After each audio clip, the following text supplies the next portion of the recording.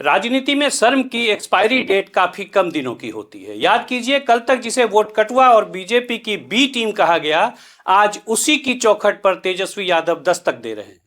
2020 में जिनके विधायक तोड़े, 2025 में जिनका गठबंधन ठुकराया, आज राज्यसभा की एक सीट के लिए उन्हीं के सामने समर्पण की ये तस्वीर आखिर क्या कहती है? क्या सेक्युलरिज्म अब सिर्फ नंबरों का खेल बनकर रह गया है? आज बात होगी पतंग की उस डोर की जिसे हाथ में लेने को तेजस्वी लालायित हैं। नमस्कार, मैं हूं राजेश रंजन और आप देख रहे हैं द न्यूज स्कैन।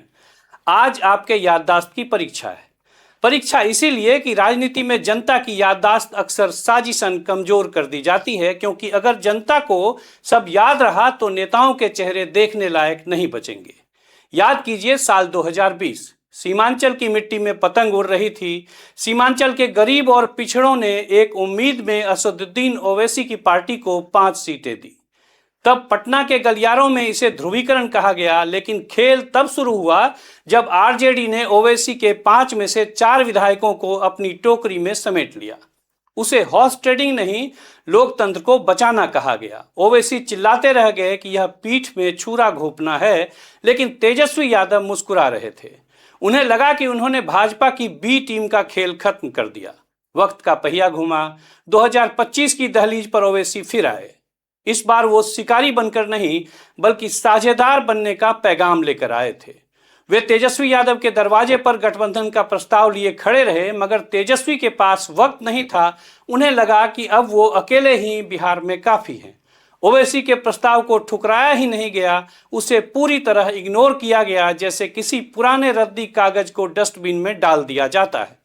मगर आज उसी दरवाजे पर आरजेडी की दस्तक सुनाई दे रही है। क्यों? क्योंकि गणित बदल गया। राजनीति में सीटों का गणित बड़ा क्रूर होता है। यहां सेक्युलरिज्म की परिभाषा विधायकों के नंबर से तय होती है। आज ओवैसी के खास अख्तरुल इमान, जो कल तक सांप्रदायिक या बीजेपी की मदद करने वाले कहे जाते थे, अचानक तेजस्वी के लिए अपनों की श्रेणी में आ गए। सियासी जरूरत ऐसी कि ओवैसी की टीम के लिए राजद नेता पलक पावड़े बिछाए थे। बात अकेले में हुई। क्या बात हुई होगी? क्या उन टूटे हुए 4 विधायकों का हिसाब हुआ होगा, या फिर 2025 की उस अनदेखी पर माफी मांगी गई होगी? अख्तरुल ईमान ने कहा, हम तो आज भी पैगाम लेकर आए हैं। इस पैगाम की इबारत बड़ी दिलचस्प है।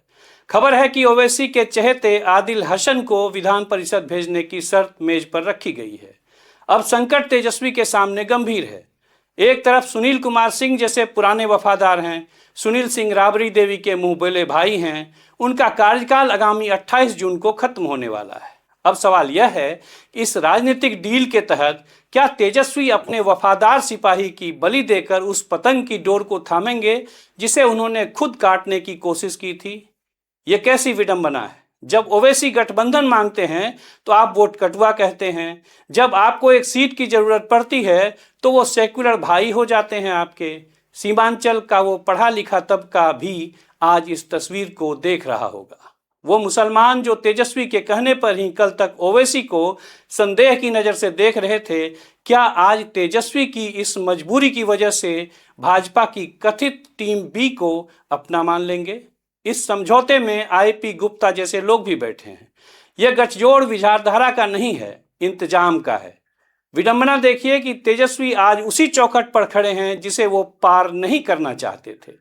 सत्ता की भूख सिद्धांतों को कितनी जल्दी हजम कर जाती है, बिहार इसका सबसे बड़ा उदाहरण है।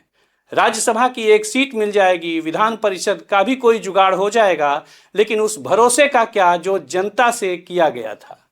क्या राजनीति सिर्फ नंबरों का खेल है, या फिर इसमें शर्म और हया भी कहीं बची हुई है? सोचिएगा जरूर। क्या ओवैसी सच में टीम बी थे भाजपा के? तो क्या तेजस्वी भाजपा के लोगों के सामने नतमस्तक हो गए?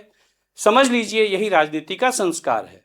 ऐसी सियासत पर आप क्या सोचते हैं, कमेंट बॉक्स में जरूर बताइएगा। अगर आपको सत्ता की चाटुकारिता की बजाय बेबाक विश्लेषण पसंद है तो हमारे चैनल को लाइक, सब्सक्राइब और शेयर जरूर कर लें। जल्द मिलते हैं एक और जरूरी मुद्दे के साथ। तब तक के लिए द न्यूज स्कैन की तरफ से राजेश रंजन का नमस्कार।